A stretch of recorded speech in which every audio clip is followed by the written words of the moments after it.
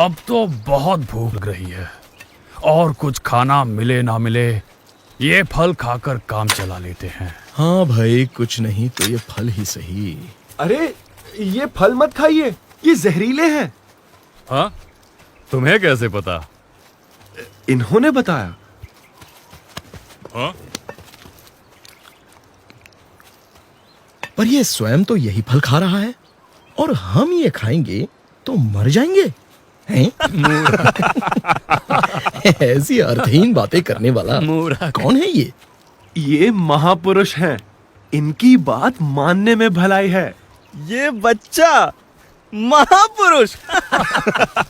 यदि ये महापुरुष है तो हम तो अति महापुरुष हैं। अरे ये स्वयं भगवान है। वे जो करते हैं वो करने में नहीं, पर वे जो कहते हैं वो करने में ही हमारी भलाई है, समझो। तुझे भूखा रहना है तो रहे, हम तो ये फल खाएंगे। चलो महापुरुषों, ये फल खाओ और भूख मिटाओ। लाओ भाई, अब भी कहता हूँ इनकी बात मानो। ये जहरीले हैं। छोड़ो फिर। तू भी खा ले। ये देख, मैंने तो खाया, मुझे कुछ नहीं हुआ। ये देख, मैंने भी खाया, कुछ हुआ क्या? कुछ भी तो नहीं हो रहा है हमें। हम भी तो महापुरुष हैं। आजा तू भी खा ले। ये क्या हो रहा है? ये अरे ये वर्णी जी की बात सही थी। वर्णी जी की बात सच थी। जो भगवान की नहीं सुनेंगे उनका तो यही हाल होना निश्चित है। पर हाँ, इन सब को एक बार तो आपके दर्शन जरूर हुए हैं, तो कभी ना कभी तो उनका कल्याण जरूर होगा। हाँ?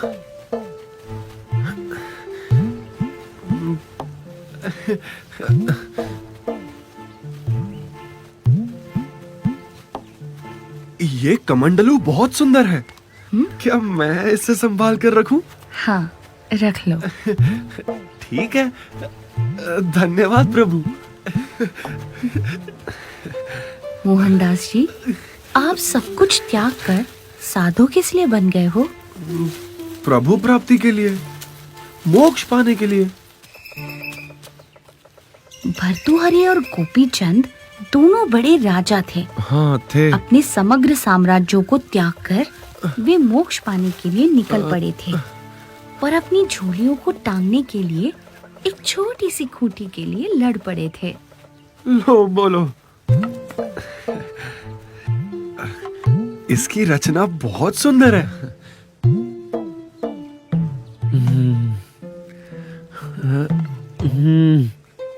आपको पता है वर्णी जी, भरत राजा तो समग्र पृथ्वी का राज्य त्याग कर मोक्ष प्राप्ति के लिए निकल पड़े थे, पर उन्हें एक हिरण से ऐसा मोह हो गया कि वे मोक्ष मार्ग से विचलित हो गए। ये कमंडलू, इसे तो मैं बहुत संभाल कर रखूंगा।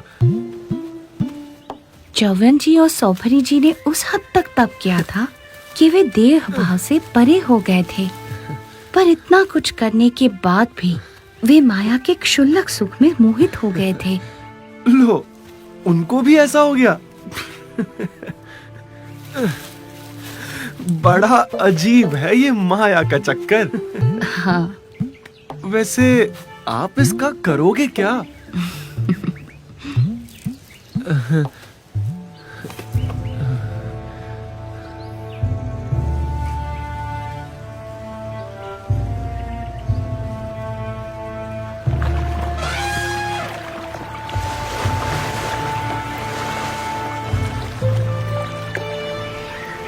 मेरा प्यारा प्यारा कमंडलू, इसमें पानी पीने का मजा ही कुछ और आएगा।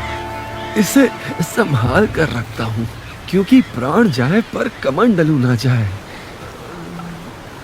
ये कमंडलू मुझे दे दीजिए। हाँ हाँ, जरूर, लीजिए। यहाँ से नदी पार कर लेते हैं।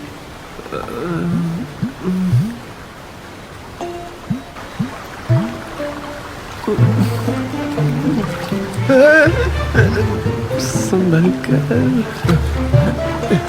संभल कर। बच गया।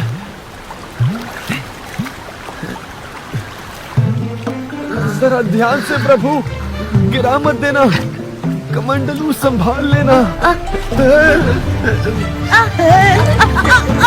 अरे मैं पकड़ लूं? अरे मेरा कमंडलू टूट ना जाए, संभालिएगा। अरे संभल कर, क्या कर रहे हो? बच गया। संभल कर, अरे संभल कर, हाँ, संभालिएगा। मैं नहीं गिरूंगा, अरे ध्यान, चिंता मत कीजिए। अरे कहीं कमंडलू ना गिर जाए, टूट ना जाए। हाँ हाँ, ध्यान रखूंगा और आपके कमंडलू को भी कुछ नहीं होने दूंगा। मैं पकड़ लूं? हे भगवान, बच गया मेरा कमंडलू। वर्णी जी, आप इसका क्या करोगे? दे दो मुझे, कितना प्यारा है। मोहनदास जी, लाइए, मुझे दीजिए।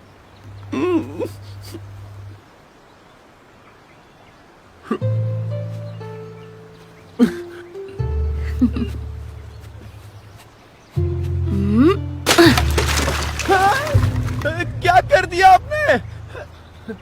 अरे क्या? सत्यानाश! इतना सुंदर कमंडलू तोड़ दिया आपने। हाँ, क्योंकि साधु सन्यासी का सत्यानाश तो तब हो जाता है जब उसकी वृत्ति परमात्मा से छूटकर कोई भी छोटी बड़ी माइक वस्तु में लग जाती है। जिसको पाने के लिए सब कुछ छोड़ दिया हो, उस परमात्मा के सिवा और कहीं भी लगाव हो जाए तो साधु जीवन का सत्यानाश। सही कहा आपने नीलकंठ वर्णी। मैं भी भगवान के भजन छोड़कर इस तुच्छ कमंडलू के गीत गाने लगा था। मेरा तो स्वभाव ही ऐसा है, कहीं ना कहीं लगाव हो ही जाता है। तो मेरा मोक्ष कैसे होगा? निराशा से निराकरण नहीं होता, आशा रखिए मोहनदास जी।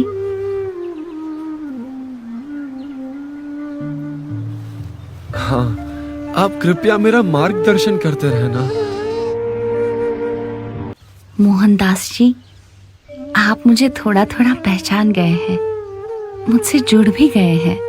अभी आप थोड़े समय के लिए यही कहीं किसी तीर्थ स्थान में बस जाइए। समय के चलते पश्चिम दिशा में आपको पुनः मेरा योग होगा और आपका मोक्ष भी होगा।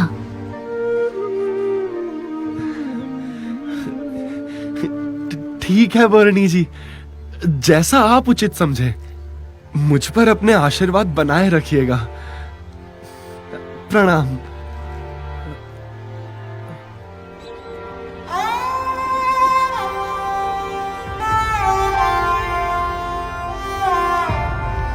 विश्व की कुछ सबसे गहरी खाइयों से होते हुए नीलकंठ वर्णी एक ऐसे क्षेत्र में आ पहुँचे जहाँ सबसे वास्तविक रूप के शालिग्राम प्राप्त होते हैं, ऐसा माना जाता है। ये थोड़ा बहुत शालिग्राम लग रहा है। नहीं, पक्का होगा। और ढूंढता हूँ, शायद इससे भी अच्छा मिल जाए। आप कुछ ढूंढ रहे हो? हाँ, सच्चे शालिग्राम। इस विस्तार में अनगिनत पत्थर हैं, ऐसे काले काले। और ऐसे अनगिनत पत्थरों में से कभी कभार एक सच्चे शालिग्राम मिल जाते हैं। बड़े अमूल्य होते हैं सच्चे शालिग्राम, क्योंकि सच्चे शालिग्राम की मूर्ति में भगवान बसते हैं। यदि वो मिल जाएं तो बस भाग्य उजागर हो जाए, कल्याण ही हो जाए अपना। क्या मूर्ति में भगवान सचमुच होते हैं? हाँ, वैसे तो परमात्मा कण कण में व्याप्त है, और परमात्मा ने प्रमाणित की हुई मूर्ति में तो उनका वास जरूर होता है। परमात्मा और कहाँ बसते हैं? अपने धाम में, और यहाँ इस पृथ्वी पर ब्रह्म स्वरूप संत में। जैसे इन अनेकों में से कोई एक शालिग्राम होते हैं, वैसे अनेक प्रकारों में एक सच्चे प्रकट ब्रह्म स्वरूप संत होते हैं, जिनमें साक्षात परमात्मा का सांगोपांग निवास होता है। परमात्मा स्वयं या ऐसे ब्रह्म स्वरूप संत ही जीव को परम कल्याण का मार्ग दिखा सकते हैं। और इसीलिए उन दोनों की प्राप्ति भी अति दुर्लभ है।